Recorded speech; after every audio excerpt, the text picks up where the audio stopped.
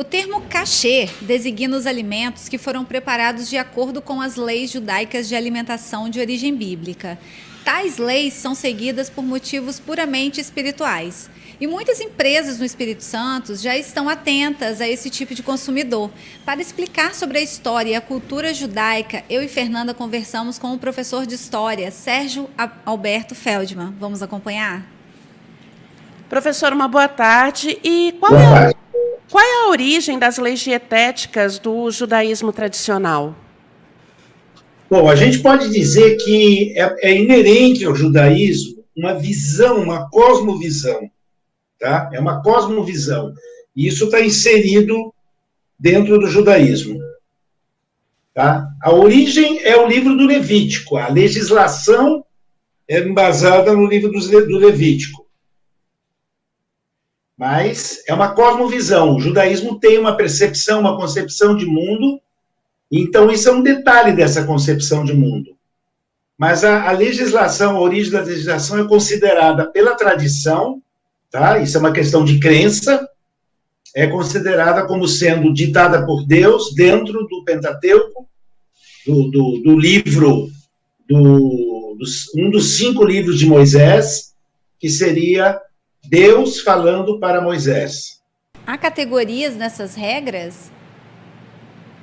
Não, com certeza há categorias. Há vários elementos nisso aí, e pelo que a gente mais ou menos combinou, nós vamos abordar todos eles. Mas, basicamente, há um princípio. A vida é dada por Deus. A vida do animal que é sacrificado, ela tem que ser respeitada. A vida de todos os seres vivos é sagrada. É de Deus que ela provém. Então, Deus determina formas de uso da carne desse animal, do abate desse animal. É uma concepção global, mas que o foco central é a vida. A vida não me pertence, nem a minha vida. Eu não posso me suicidar, por exemplo. Eu não sou dono dessa vida, isso tem que ficar para Deus. E eu não posso matar outra pessoa. E o animal que é abatido é uma autorização de Deus, mas existem normas e regras para o abate desse animal, para o uso da carne desse animal. Porque tudo isso provém de Deus, a vida provém de Deus.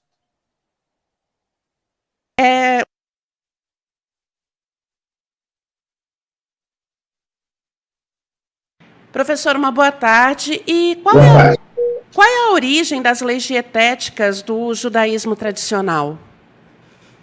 Bom, a gente pode dizer que é inerente ao judaísmo uma visão, uma cosmovisão, tá? É uma cosmovisão. E isso está inserido dentro do judaísmo, tá? A origem é o livro do Levítico. A legislação é embasada no livro do Levítico. Mas é uma cosmovisão. O judaísmo tem uma percepção, uma concepção de mundo.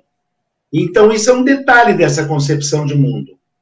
Mas a legislação, a origem da legislação é considerada pela tradição, tá? Isso é uma questão de crença, é considerada como sendo ditada por Deus dentro do Pentateuco, do livro, um dos 5 livros de Moisés, que seria Deus falando para Moisés. Há categorias nessas regras? Não, com certeza há categorias. Há vários elementos nisso aí, e pelo que a gente mais ou menos combinou, nós vamos abordar todos eles. Mas, basicamente, há um princípio. A vida é dada por Deus. A vida do animal que é sacrificado, ela tem que ser respeitada. A vida de todos os seres vivos é sagrada. É de Deus que ela provém. Então, Deus determina formas de uso da carne desse animal, do abate desse animal. É uma concepção global, mas que o foco central é a vida. A vida não me pertence, nem a minha vida. Eu não posso me suicidar, por exemplo. Eu não sou dono dessa vida, isso tem que ficar para Deus. E eu não posso matar outra pessoa. E o animal que é abatido é uma autorização de Deus, mas existem normas e regras para o abate desse animal, para o uso da carne desse animal. Porque tudo isso provém de Deus, a vida provém de Deus. O senhor está falando aí do abate dos animais. Eu queria que o senhor falasse um pouquinho sobre isso, sobre esse regramento do abate, e também que tem que ter um profissional qualificado para fazer esse abate. Eu queria que o senhor explicasse isso e desse o motivo desse profissional ter essa qualificação.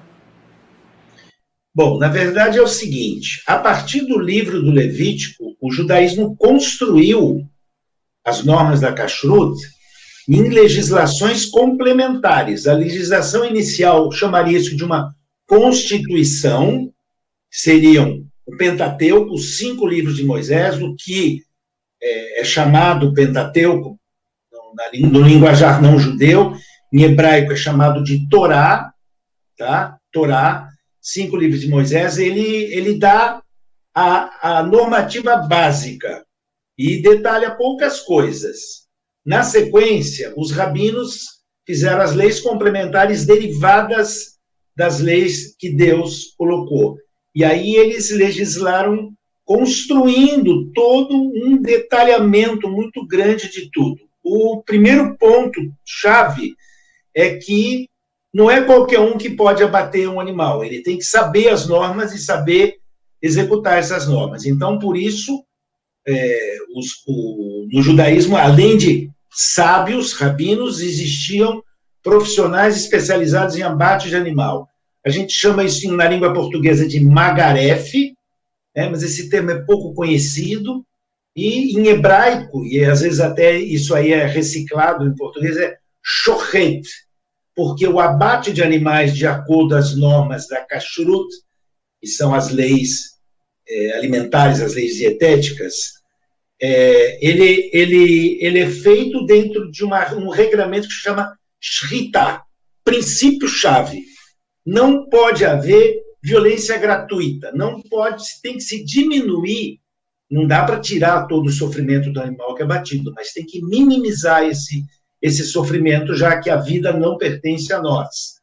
Então, o abate tem que ser muito sutil, preciso, rápido, minimizar o sofrimento do animal, que Deus te autoriza a usar ele como alimento, mas não te dá o direito de maltratar, de fazer mal para ele. Eu diria, de certa forma, o judaísmo bíblico, ele tem já uma postura que hoje nós chamaríamos de ecológicas, de respeito, né, à natureza, coisa que às vezes a gente vê faltar até em ministros do meio ambiente.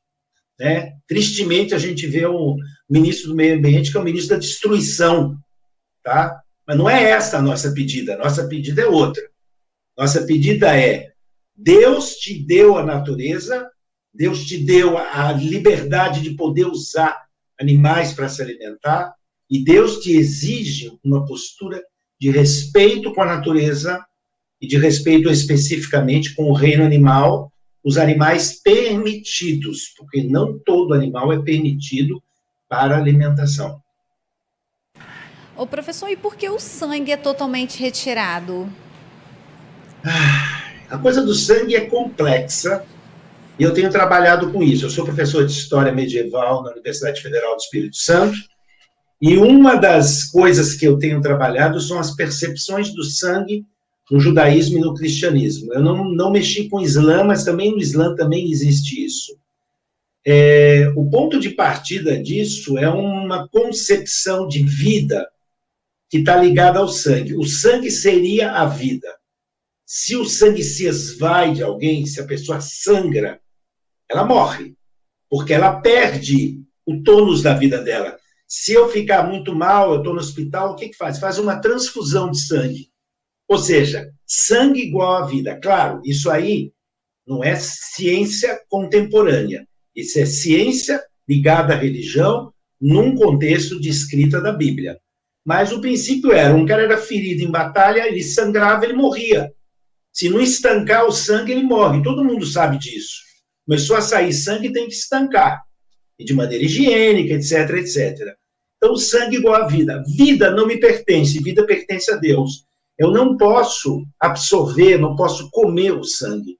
Então, na Kashrut, uma das normas é: sangue não pode servir de alimento. Sangue propriamente dito, o animal vai ser abatido com mínimo sofrimento e depois ele vai ser sangrado, ele vai ser depois esquartejado, examinado meticulosamente.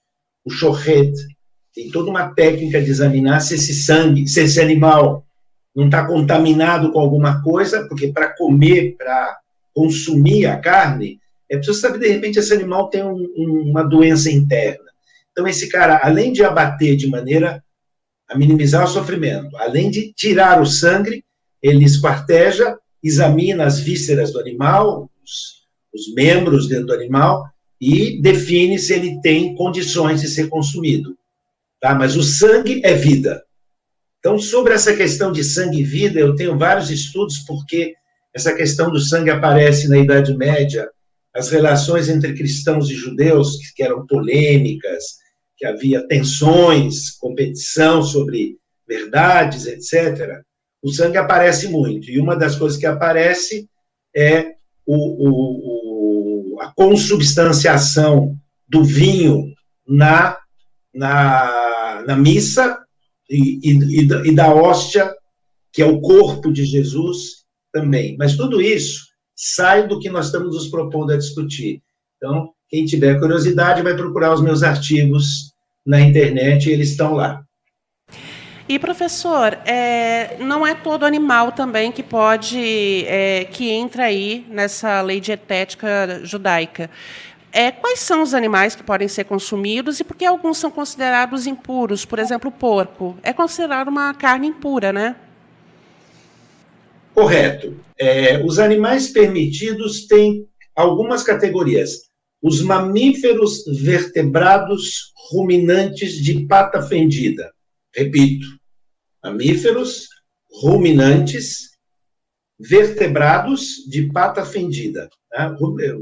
O mamífero ruminante normalmente é vertebrado, óbvio. Mas esses daí entrariam numa categoria de animais permitidos. Então, não é permitido o cavalo que tem casco inteiro, não tem casco fendido. É permitido o boi, o carneiro, a ovelha, o bode, é permitido. O cavalo não é. Tá? Depois, tem vários mamíferos predadores. Tá? São mamíferos, mas não são nem ruminantes. Tá? Então, não pode. Então, por exemplo, uma onça, um leão, não pode. Então, esse é o caso, por exemplo, dos mamíferos. Em relação às aves, seriam as aves não predadoras.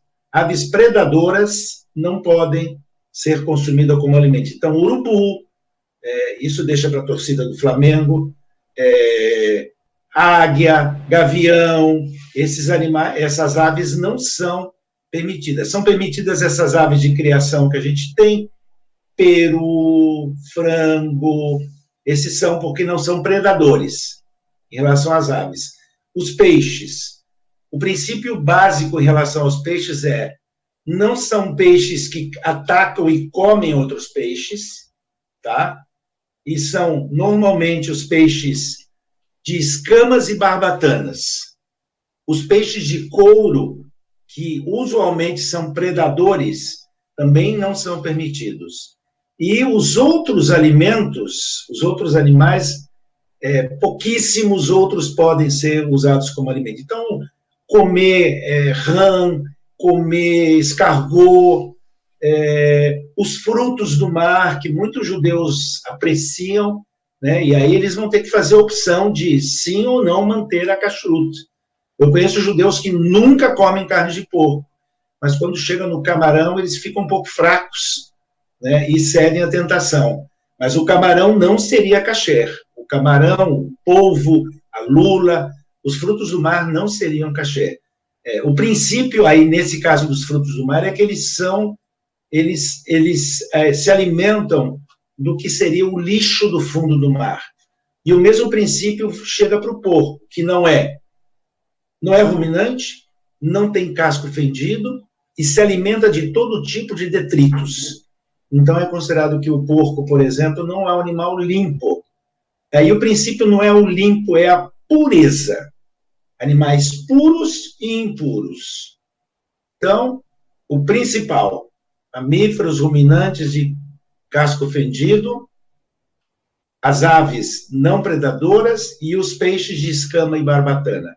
Reduz bastante o cardápio dentro do judaísmo, se associar ainda ao tipo de abate, mais complicado fica, né?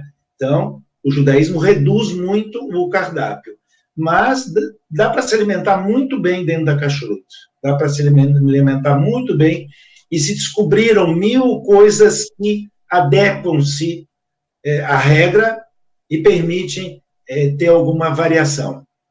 São leis bem específicas, né, de ingestão. Não é recomendado ingerir leite, por exemplo, depois de comer carne. Por quê? Bom, aí é uma questão que vai para o filosófico. Alguns rabinos, até estava conversando com Fernanda, né? E Fernanda me falou de uma fala de um rabino, e eu particularmente, eu não sou rabino, eu sou professor de história, então a minha percepção da kashrut é muito respeitosa, mas não é uma percepção de um judeu ortodoxo. Tá? E precisa deixar claro aqui que eu estou no papel de historiador, de conhecedor do judaísmo, mas não de rabino. Então, não respondo pelo judaísmo ortodoxo. E, usualmente, as empresas que estão interessadas no nicho estão interessadas em uma percepção ortodoxa para vender para judeus ortodoxos. Ponto seja dito. Mas a mistura do leite com a carne está no nível da filosofia e pretende estar no nível da ciência. A nível da filosofia é uma questão ética. Não comerás a carne do bezerro no leite de sua mãe. É um princípio ético. Ou você vai sacrificar a vaca, ou você vai sacrificar o bezerro, mas não os dois. É meio que assim um respeito àquela família de animal, tá? E ao respeito também à relação maternal da vaca com o bezerro. Parece estranho isso, mas tem essa nuance, esse detalhe. Agora, na parte de ciência, eu acho polêmico isso, mas é interessante, que existe algum conflito alimentar entre o leite e a carne. Por isso, assim, uma refeição no judaísmo, ela pode ser halavi, que é leite, halav é leite, ou bassari, ou carne. Mas tem uma grande categoria no meio que chama parvé.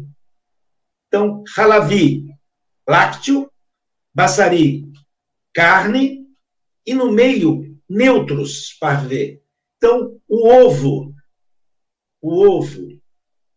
não é considerado leite e nem carne. O peixe não é considerado leite nem carne. Ou seja, eu posso ter numa refeição com carne, eu posso ter peixe e posso ter ovo. E numa refeição com leite, eu posso ter peixe e posso ter ovo. Essas duas dão o jogo de cintura para poder ter essa variedade, por exemplo, numa festa. Mas não pode ter laticínios de todos os tipos. Leite, queijos, como é que se diz? Nata, nada disso numa refeição que tem carne. E tem um tempo. O tempo é diferente quando você faz a primeira refeição, leite ou carne. Se for uma refeição de carne, tem um intervalo maior para poder absorver o leite. Mas se for uma refeição de leite, tem um pequeno prazo só de uma para outra. Mas então alguém vai fazer uma festa, e vai fazer uma festa religiosa, não vai poder, nessa festa religiosa, ter laticínios e carne ao mesmo tempo. O cheeseburger não é kasher, mas pode fazer um cheeseburger de soja e ele fica kasher. Tem saídas, né, com carne de soja, ou então fazer uma mistura de leite com ovo, isso pode, tá? Mas não se mistura. professora, as empresas que fabricam o alimento kosher, elas são inspecionadas periodicamente? A gente sabe que aqui no Espírito Santo nós temos 2 que estão entrando nesse mercado. Não é fácil, né, entrar nesse mercado devido às restrições, a todo o acompanhamento. Como que funciona essa inspeção? Tem que ter alguém lá? Sim, em princípio, essa pessoa pode estar presente o tempo todo ou vir periodicamente inspecionar. Eu encontrei muitas vezes no antigo aeroporto de Vitória, não nesse novo, porque eu viajei poucas vezes nesse novo, mas no antigo aeroporto de Vitória eu encontrei muitas vezes os magarefes, o chorreto, o abatedor ritual judaico. Eles, às vezes, estavam em pares, às vezes sozinhos. E eles são facilmente identificados, porque eles usam barbas longas e tem alguns sinais, cobertura da cabeça, etc., e como eu falo hebraico, eu logo me aproximava deles e batia papo, e eu entendi que havia naquela época, tá? Não é agora, uns anos atrás, havia um centro de abate no norte do Espírito Santo, na região de Iconha, mais ou menos isso, entre o Espírito Santo, Minas Gerais e Bahia, naquele triângulo lá, né? Que eu acho que é um local de criação de gado, e tinha polos de abate de carne lá, e esses caras vinham, e eu conversei com esses abatedores rituais, eles me disseram que eles vinham periodicamente, eu não sei se era a cada 15 ou cada 30 dias, eu não me lembro. E, evidentemente, não ficam aqui permanentemente. Então, o que eles fazem? Eles orientam, eles inspecionam, e eles autenticam a qualidade kasher desse abate. Partes do corpo do animal não são consideradas kasher. Não é um boi inteiro que pode ser abatido e usado como kasher. Até acho engraçado, porque uma das coisas que nós aqui no Brasil gostamos é o tal do mocotó, que na verdade é a pata do boi. O mocotó não é kasher. Eu sempre gostei muito, desde garoto, da geleia de mocotó e do mocotó. Tal. O mocotó não é kasher. O filé mignon não é kasher. Mas ele pode ser kasherizado. Se pegar uma peça de filé mignon e o abatedor for experiente, ele vai cortar ela, vai retirar um nervo específico do filé mignon e ele kasheriza o filé mignon. Então, por exemplo, se um judeu ortodoxo quiser comer filé mignon, que é um prato que eu acho delicioso, né, uma carne muito macia, e aí foram procurar a razão disso, e essa razão é enigmática, né? Mas o filé mignon, que é a melhor carne do boi, não está contida entre os pedaços permitidos. Quer dizer, vai ficar só com o dianteiro e não vai ficar com o traseiro do animal, que é precioso, que é gostoso. E aí foram procurar uma explicação. Essa explicação, para mim, ela é simbólica, não pode ser vista literalmente. Mas eu, como historiador, eu diria que o simbolismo em si vale. Na cultura, na religião, os símbolos têm seu valor. Conversando aqui com o professor Sérgio Feldman, ele que é historiador, professor de História da UFES, a gente está falando um pouquinho sobre alimentação kasher. Professor, eu queria agradecer muito, adoramos conversar com o senhor, muita sabedoria nas suas palavras. E já de antemão aí já convidá-lo para outros bate-papos aqui com a gente, tá? Muito obrigada. Disponho. Obrigado pelo convite, foi muito prazeroso para mim. Obrigada por ter participado conosco e um forte abraço, até a próxima.